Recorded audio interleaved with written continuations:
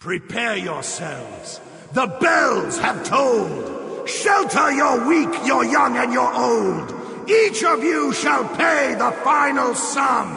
Cry for mercy! The Hidden Azeroth Spooky Scary Halloween Spectacular has come!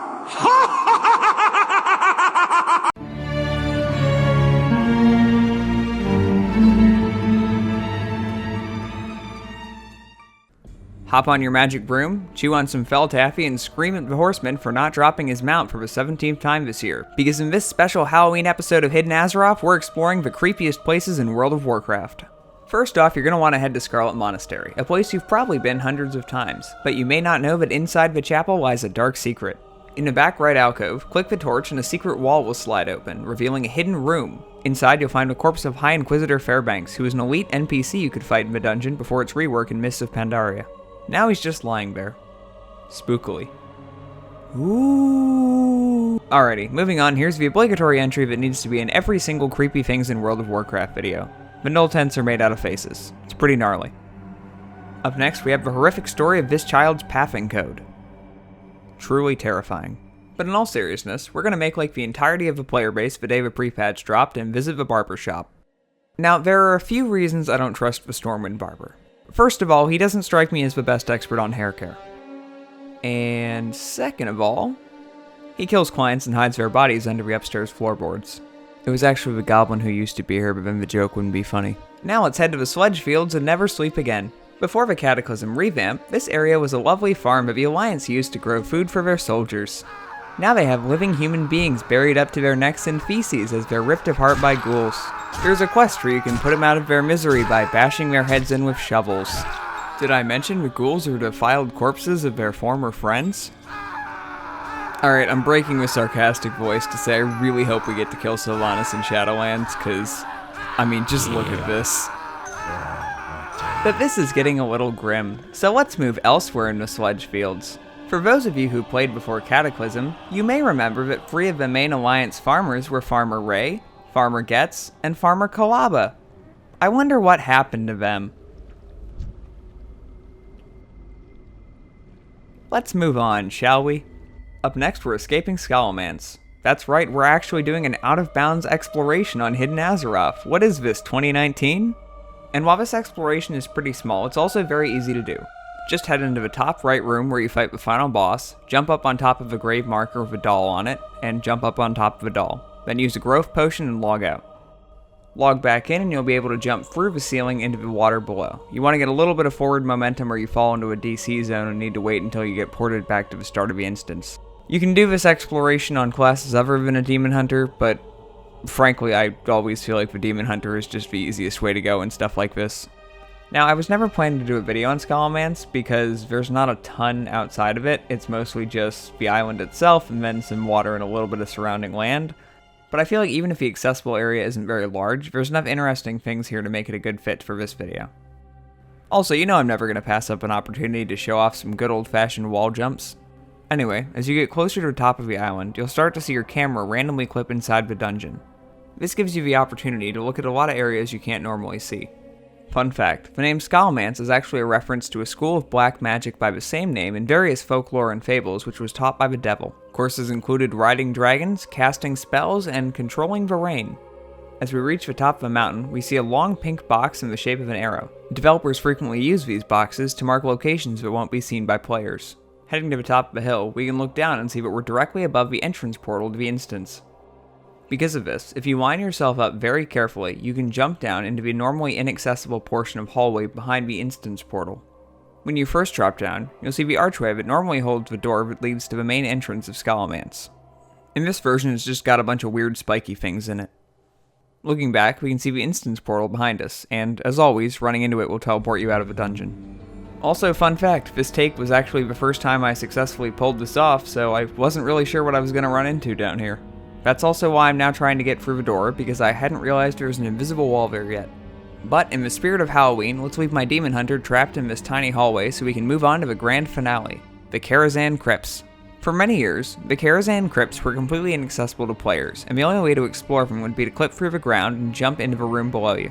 Then in Legion, they made the area accessible to players who were working on the Lucid Nightmare questline. This really shot me in the foot because I was in the middle of making a guide on how to get in. Luckily, even if the area is a little bit more active now, there is still a workaround that allows you to get in without requiring you to do a questline, which means this still counts as an exploration and I get to make a video on it. All you've got to do is fly above the crypt entrance and kill yourself. Release your spirit and run into the crypts. When you're a ghost, you can pass through the gate. It may not be as fancy as the old method, but it's a heck of a lot easier. Once inside, just resurrect and you're into the first room. Heading over to the left side of the room, you see a fancy new altar and a set of candles that are part of the Lucid Nightmare questline. The well I just jumped onto used to drop you directly into the bottom section of the crypts, but it was blocked off when the area was made accessible. We're now approaching the second barrier to get into the majority of the crypts. To get past them, either use some sort of grapple ability or a double jump if you're a demon hunter. You've now successfully passed all obstacles and the crypts are yours to explore freely. The crypts are broken up into several floors connected by long winding stone hallways full of skeletons. The highest floor contains large mounds of dirt and bones and a series of mausoleum rooms. Each has an interactable gate that can be clicked on to enter the mausoleum. Given the incredibly large and detailed nature of this unused area, many players have speculated over what its original purpose was and why it was removed from the game. One of the most popular theories is that the area was originally intended to be a 5-player dungeon, and that Blizzard removed the dungeon from the final release because they feared that it was too disturbing and would cause the game's rating to be raised from teen to mature. Game masters have responded to this theory as unlikely because if a section of the dungeon was too disturbing, they simply would have removed that section of the dungeon or reworked it. My personal theory is that the dungeon was simply too large and confusing. Running through it, there's multiple floors that look almost identical, and you can easily drop from one level to the next. New players who didn't know their way around would probably have an incredibly difficult time getting back to their parties if they died, and the whole thing would have been a big headache to run. Though I can play devil's advocate to my own theory by responding that dungeons like Dire Maul made it into the original game. Also, let's take a minute to appreciate this giant creepy reflecting pool. Confusing nature of the layout aside, it's honestly kind of a shame this dungeon never got used because the ambiance is incredibly well done. Just running around it, it's a very creepy area to explore. Also, just up ahead is a gigantic pile of bones. My personal assumption of what they were going with the original lore of the dungeon before they scrapped it was, since directly above that pile of bones is the exit port to the giant well we looked at the beginning of this exploration, I suspect they were going for a theme that a bunch of dead bodies had been thrown down this well and rotted in a giant pile. It also might have been intended as a way to quickly return to the lower levels if you died on a later boss in the dungeon, because before Legion you could jump into the well on the top floor and it would drop you off into the pile of bones. Or maybe we were just going to fight the world's largest rattlegore, which would have been pretty awesome. Anyway, heading back up the stairs we get to experience the claustrophobia room. This is one of those weird isolated rooms scattered throughout the Karazhan Crypts that doesn't seem big enough to be a boss room, but also doesn't connect to anything, so I'm not sure if this was supposed to be like a puzzle room, or just a weird Easter egg they threw in, or if they were just gonna have us fight a gnome, but who knows? I do not like standing in it. The last area of the crypts we're going to explore is one you may well be familiar with, because it's infamous for being one of the most disturbing places in World of Warcraft. If you recall my earlier comment about the theories that this dungeon was scrapped because it was too disturbing, this room is almost exclusively the source of those theories. And while I won't go so far as to say that the faint of heart should avert their eyes now or whatever, I will be honest, it's one of the few places in World of Warcraft that I find unsettling to be in, so I tend to avoid it. I'm referring, of course, to the Upside Down Sinner's Room. The room is filled with water and has a series of dangling chains with hooks attached to the end. It gets its name, obviously, from the handless corpses that dangle by their necks and feet from these chains. These corpse models aren't unique to the Karazhan Crypts. You can find a few dangling outside Scarlet Crusade outposts, and some hang in Deadwind Pass themselves, but this is by far the largest collection of this type of corpse in one area, and they unarguably put the spooky in the Hidden Azeroth Spooky Scary Halloween Spectacular. So whether you're an avid explorer, or you actually want to visit this room for some inexplicable reason, any of the areas we explored this week are well worth a visit.